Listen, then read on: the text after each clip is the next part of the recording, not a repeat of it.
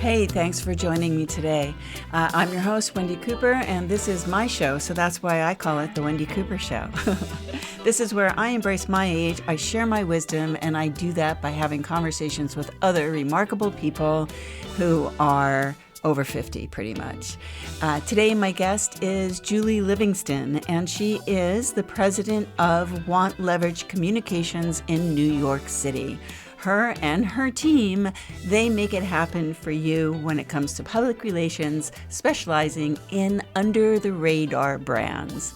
We're going to talk about all that and so much more today with Julie. So sit back, relax, or keep walking. I don't know, whatever you're doing. Keep listening, though. So here we go. We're going to jump right into the interview that you can also find the entire video on my YouTube channel, Wendi Cooper, where you can experience the actual thing before I edited the crap out of it. Anyway, thanks for listening, and here we go.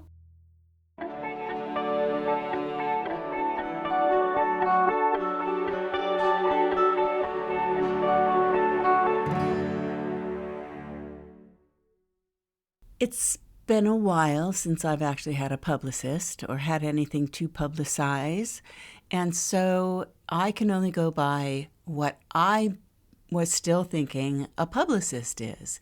And for me, that is an agency that takes something that I have that is very special, noteworthy, story-worthy, and brings it into the news media in order for it to be reported on, written about, and discovered by others. That's how I always looked at it. But a lot of people confuse PR with advertising and actually marketing. So I asked Julie about that. First of all, it's interesting because public relations is actually a function of marketing. It sits under the marketing umbrella, which, really covers a lot. And public relations as a field has really developed tremendously in the last 25 to 30 years. And even within the last 5 to 10 years has really spread its wings to include a lot of other functions that we used to just relegate to marketing. And the reason is because for many companies and brands, an integrated marketing approach where, so in my case, where public relations is a function that helps you raise your brand visibility and credibility, right? Well, we do that not only through media relations anymore, right? We could use social media, we can do Facebook advertising, we could do Instagram Live, we can do so many different things to raise a brand's credibility. We can develop content for them. And now we're busy placing content for clients and maybe paying for some PR opportunities for them. But we're also being asked, because we develop the key messages, the key brand messages that companies and brands want to promote, you want to make sure that those messages are consistent across every marketing platform that you use. So you want to make sure that your direct mail, your email marketing is using similar messaging to what's on your website or what's in a press release or what's on your social media platforms. And that's how public relations is now really really covers so many different things. It makes my job very interesting because we really have our toes in a lot of different areas. And I get to bring in my network of amazing marketing professionals in email marketing, in events, in social media strategy, graphic design, production, video, all kinds of things that clients really need today to get their brand message out there.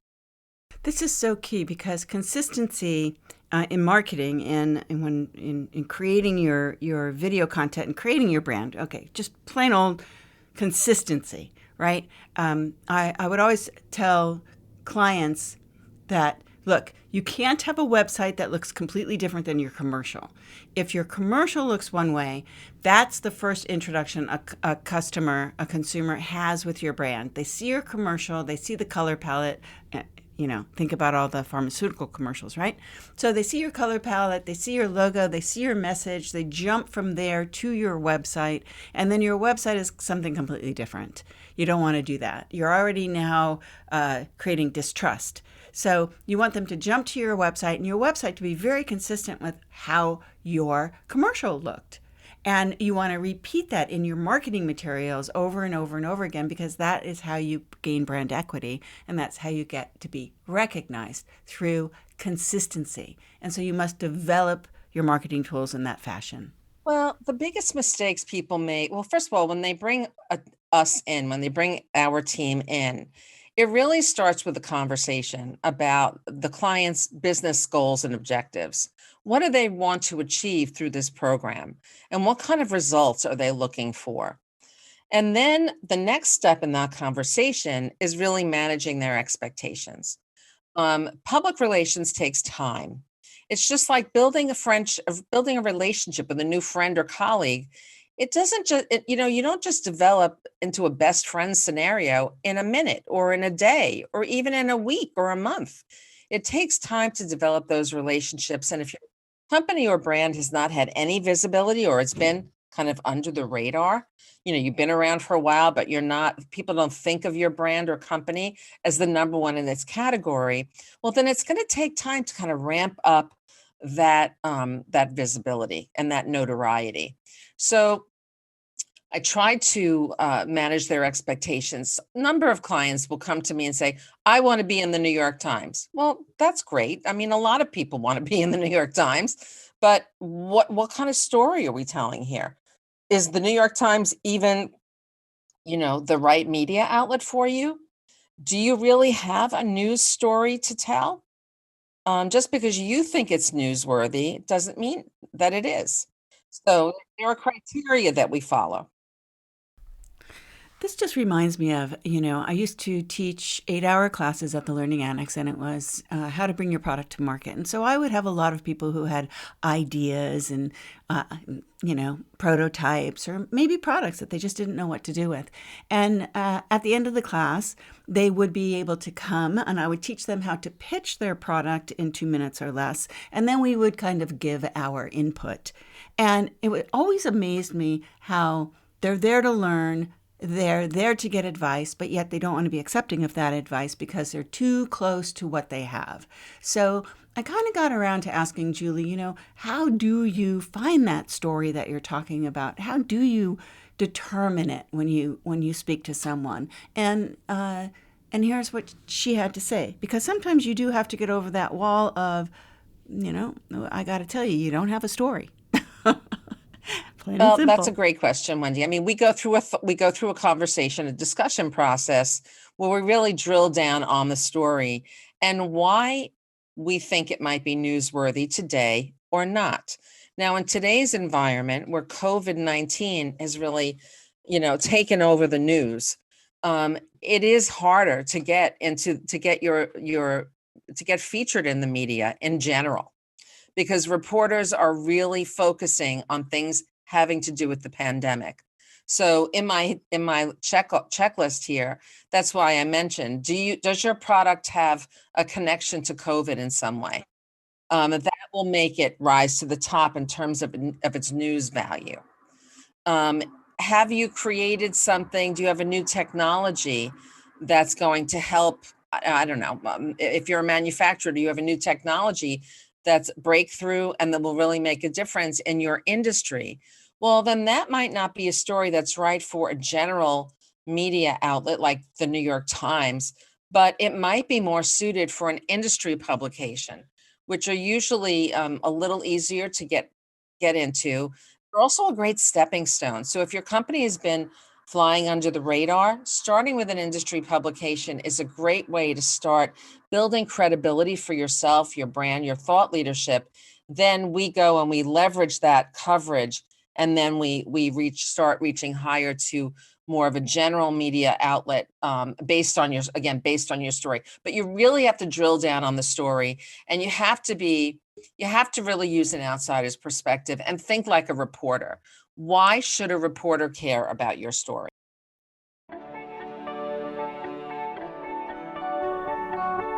So what is a brand that is under the radar, you might ask? Well, here's your answer.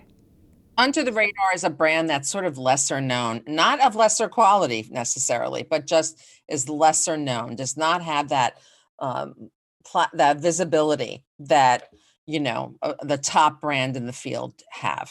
The perfect client for us is really a business or a brand that's kind of been around for I would say at least 5 years or so, and has been doing okay. It's kind of been coasting along, but they are not recognized as the number one brand in their field. We serve companies that have been under the radar that are family owned. And we have a client now where the owner is a second generation family member. In a couple of years, he's going to look to sell the business. But because they've been under the radar, they really want to raise their visibility so that they'll be more attractive to future purchasers of the company.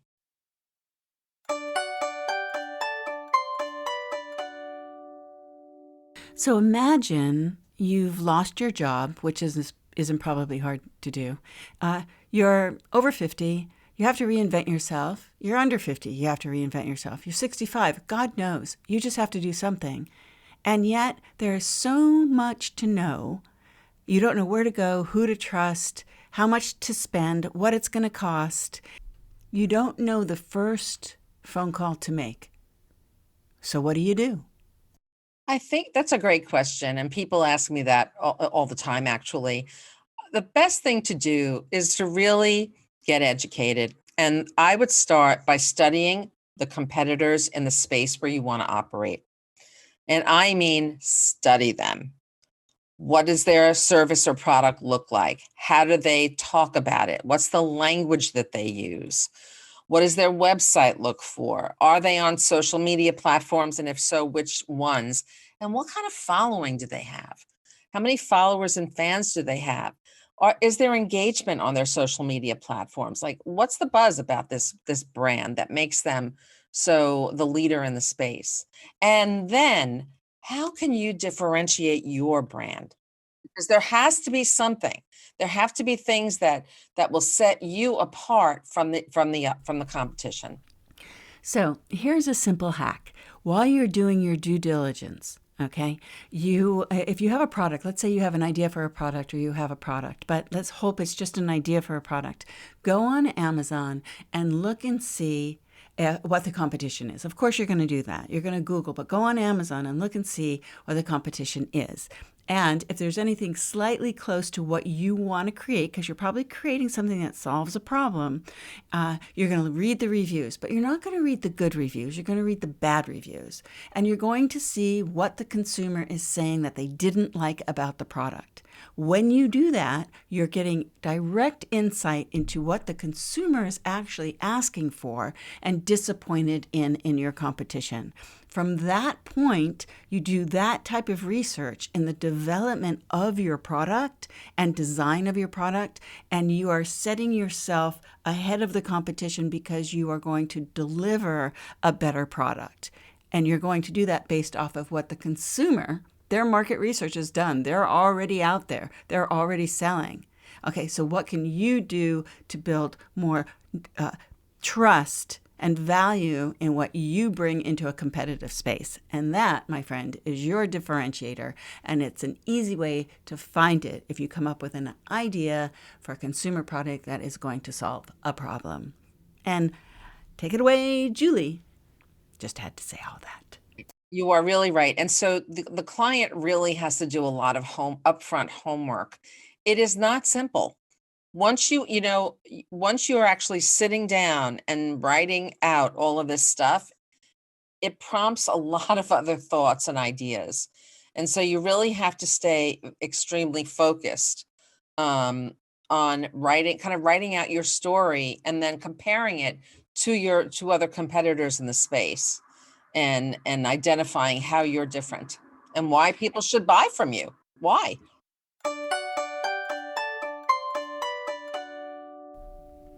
We're going to jump a little bit down the road, and I had mentioned to Julie that I had seen on YouTube as I was doing some research that she was on a television, like a news show, and she was there with a young gal named Ramona, and they were talking about how they did mentee, mentor, mentor, mentee, how they mentored one another.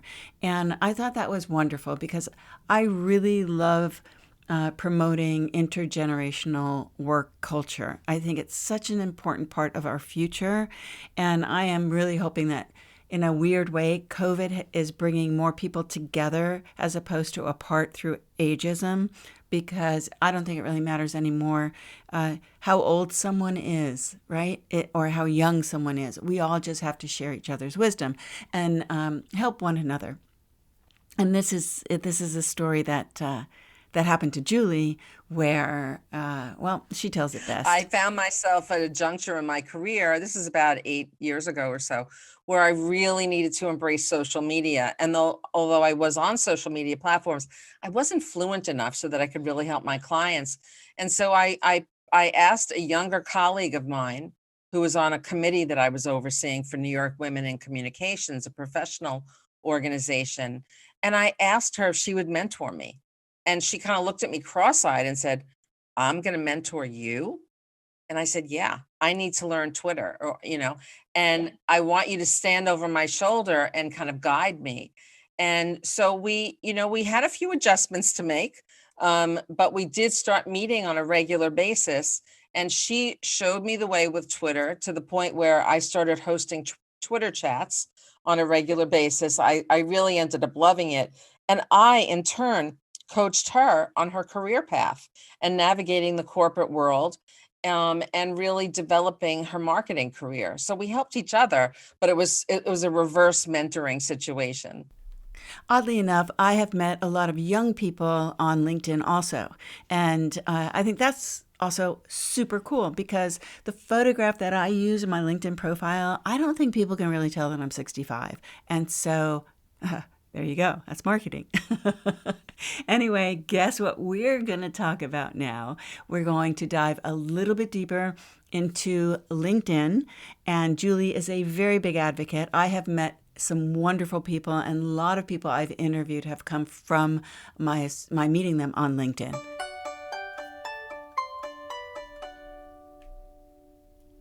Yeah, LinkedIn is just the most sensational platform. I can't say enough about it, but I've had to learn about it. I've taken a number of courses on it.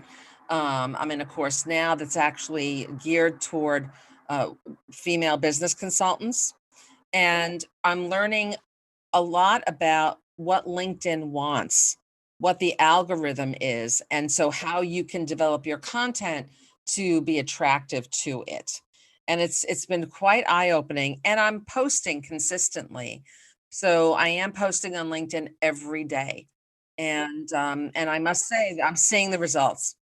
It's interesting because you can easily go down the LinkedIn rabbit hole. You can go down the Instagram rabbit hole, the Facebook rabbit hole. You can go down the email rabbit hole. These rabbit holes are time-sucking machines. And I have a problem with that. I have a problem where I really feel as though I want to be productive. And then I go, well, let me go check LinkedIn. I need to post on LinkedIn. I need to do my 5-minute podcast, which is daily. It's so time-consuming to be creating content, to be engaging in that content, to be building those relationships, and then really not seeing that much coming from it. I try to, you know what, Wendi, I agree. And I really try to carve up my time on it, so that I can use it effectively. So what I usually do, I would say 9 days out of 10, I create my post the night before so that it's pretty much ready to go. And then I posted it around 9 a.m. so that it gets into that. There's a window of time from 9 to 11 a.m. I'm on the East Coast, when you'll get more traction for your content. So that's really what I do. I've tried to also go through my contact network. I mean, and I have thousands of contacts, but I have found that they weren't always the right ones. So I've actually gone through and deleted a lot of contacts that I had, and now I'm rebuilding my network with the right individuals who are those who, would make hiring decisions to bring me in on programs. So I'm really looking to connect with chief marketing officers, vice president of communications, vice president of marketing, those with people with those titles across industry sectors. So I'm really rebuilding my network. And again, that's how I met you. It's funny because I'm often perplexed by when people say they paid a PR agency to do something for them, when the reality is that was really, they should have been paying a marketing agency to do that for them. And then they get all mad because, they think that PR is marketing, marketing's PR. It's like, no, it's not. The biggest mistake that people make when it comes to public relations and wanting to plan a program is that they are expecting instant results, and that just does not happen. Public relations is different than advertising. It often gets called as free publicity, but it's really not. Advertising is also a marketing function like public relations, where the client actually writes the message, pays for the message to be a full page ad in the New York Times, just as they want it to be said and featured, right? But with public relations, we are trying to get other people, other media outlets, reporters, television producers to talk about you, your expertise, your services, your ideas, your products. So it's coming from them. And it has a more authentic kind of feel. It has a different kind of credibility that in many cases is really over and much higher than advertising, because it's someone else speaking about you. I have to say, I don't think I ever paid for advertising. And in the height of my DR career with C-Spot Run Productions, I do not believe I ever paid for any advertising. And I was booked all the time by referrals because as a person, I was dedicating a lot of volunteerism, articles, teaching to the trade. Really elevates you. And there are so many ways that we coach clients for them to leverage that media coverage. They can use it in their web advertising. They could use it on their website, their social media platforms. They can use it in email marketing, in their email signature even. And it just raises them up to another level. It elevates them in a way that advertising does not. But you do have less control with public relations. So there is a certain amount of risk to it. I cannot, if I broker an interview with a reporter at USA Today for a client, we will do our best to prepare the client, also to set up the interview with the reporter. So we manage the kinds of questions, we could suggest the kinds of questions that they might want to ask our client. But in the end, it is going to be the reporter who writes the story. And there is always a risk that the client may not like it. A few years ago when podcasting, it was still embarrassing to say you had a podcast. I think that was like maybe 3 years ago or maybe 4, okay? But it was a little embarrassing. I was embarrassed when I would say, yeah, my LA Talk radio show or whatever is on a podcast on Apple. That was it. That's the only place it would be. It would be iTunes. Anyway, I've been in this space a long time. And people will say, well, why do you do it? And I say the same thing. It's a marketing tool. For me, it is nothing more than a way for you to get to know me, for me to speak to you, for me to meet people, for me to use as a marketing tool, for you, for Julie to use as a marketing tool. Podcasting is a way to control the narrative. Podcasting is a great vehicle and a great communications platform for a lot of reasons. First of all, if you're looking to establish yourself or your client as an industry authority, an industry leader, with podcasts, there are so many available that you could really drill down on a particular subject area. And chances are you'll find a podcast that focuses in on that. So it's a great way to be very specific and targeted, for you to reach a certain kind of audience.